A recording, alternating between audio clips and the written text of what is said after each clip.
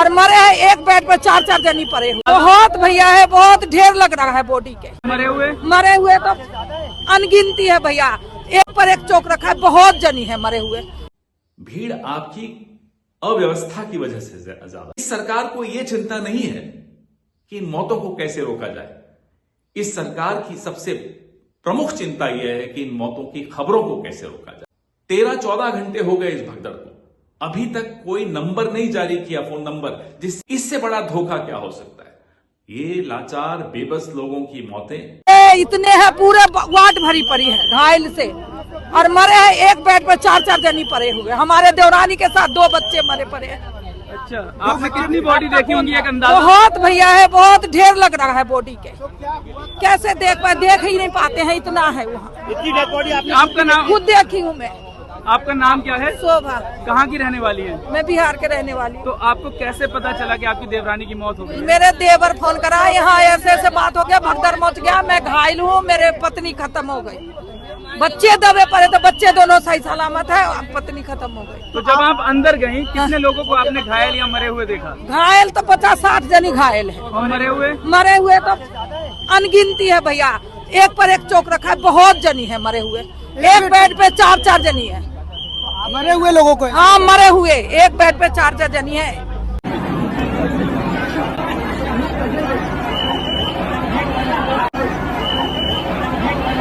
साथियों, कल रात को नई दिल्ली रेलवे स्टेशन पर जो भगदड़ मची, उसके विषय में मुझे लगता है सरकार की परत दर परत पोल खुलती चली जा रही।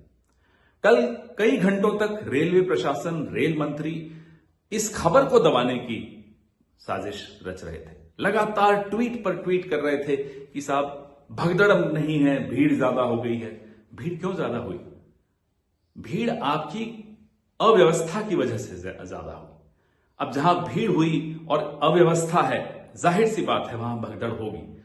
अब पता चल रहा है कि लगभग 15 मौतें हो चुकी हैं।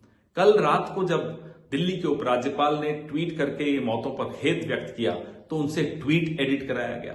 इस सरकार को यह चिंता नहीं है कि इन मौतों को कैसे रोका जाए। इस सरकार की सबसे प्रमुख चिंता यह है कि इन मौतों की खबरों को कैसे रोका जाए। राजा के लिए अपनी छवि, निखरती हुई छवि दिखती रहनी चाहिए, लोग जाएं भाड़ में। इस तरह की मानसिकता लेकर जब कोई सरकार व्यवस्था करती है या उसकी जिम्मेदार बनती है, जाहिर सी बात है वो व्यवस्था नहीं कर पाएगी, क्योंकि उसकी नजरें मछली की आंख पर हैं कि मैं कैसे अच्छा दिखूं। आपके अच्छे दिखने के चक्कर में आपने करोड़ों लोगों की आस्था के साथ आप मजाक कर रहे हैं, जो कुंभ जाते हैं इस भरोसे पर जाते हैं कि सरकार की व्यवस्था होगी। कुंभ में भगदड़ मची आज से कुछ दिन पहले, आपने खबरों को दबाया।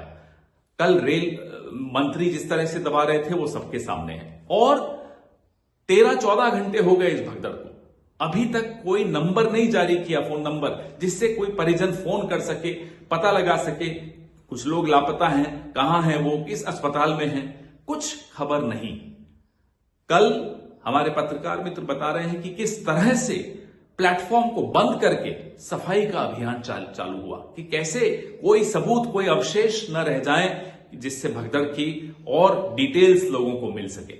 हम यह मांग करते हैं कि सारी सीसीटीवी फुटेज, क्या सीसीटीवी बंद था, सारी सीसीटीवी फुटेज उस वक्त की 9:50 से 11, साढ़े 11, 12 बजे रात की सीसीटीवी फुटेज जारी की जाए। क्या हुआ?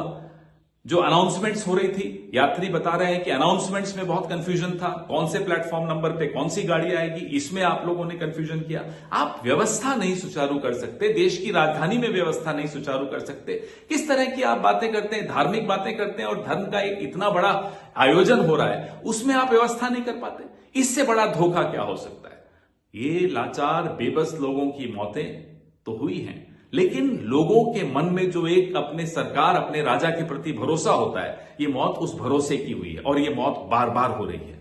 सरकार से हम ये मांग करते हैं कि जवाबदेही फिक्स करे, जिम्मेदारी फिक्स करे। ये बार बार आंख मूंद लेने से घटना की हकीकत को छिपाया या दबाया नहीं जा सकता।